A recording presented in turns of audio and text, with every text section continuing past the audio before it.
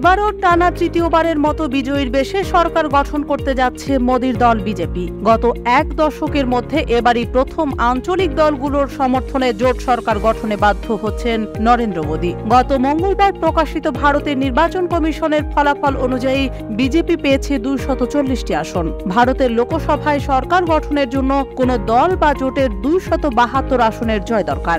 নরেন্দ্র মোদীর দল একক সংখ্যাগরিষ্ঠতা না পেলেও 543 আসনের লোকসভায় বিজেপি নেতৃত্বাধীন ন্যাশনাল ডেমোক্রেটিক অ্যালায়েন্স এনডিএ জোট 293 আসন পেয়েছে। অন্যদিকে রাহুল গান্ধীর কংগ্রেস নেতৃত্বাধীন দেশটির বিরোধী দলীয় জোট ইন্ডিয়া পেয়েছে 233টি আসন।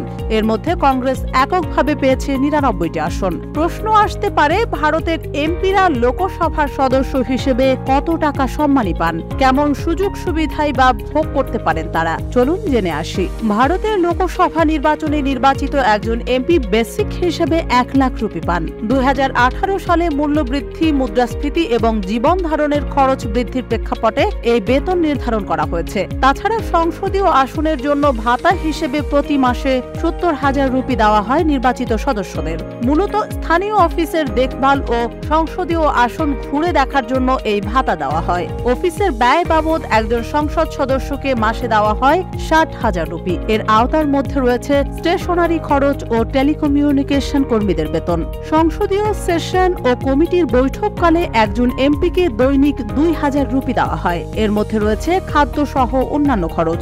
ভ্রমণ খরচ হিসেবে একজন এমপি ও তার পরিবারের সদস্যরা বছরে 34টি অভ্যন্তরীণ ফ্লাইটের ফ্রি সুযোগ পান। আরও রয়েছে সরকারি কিংবা বেসরকারি কাজে ফ্রিতে প্রথম শ্রেণীর ট্রেন ভ্রমণের সুবিধা। 5 বছর মেয়াদকালে নির্বাচিত সদস্যরা ফ্রি আবাসন সুবিধা পাবেন। জ্যেষ্ঠতার ভিত্তিতে কেউ কেউ বাংলো, ফ্ল্যাট ও হোটেল রুমও পেয়ে থাকেন। তবে কেউ যদি সরকারি আবাসনে না থাকেন তাহলে মাসে 2 লাখ রুপিও দাবি করতে পারেন। সংসদ সদস্য ও তাদের পরিবারের সদস্যরা কেন্দ্রীয় সরকারের স্বাস্থ্য প্রকল্পের অধীনে বিনামূল্যে চিকিৎসা সেবা পান।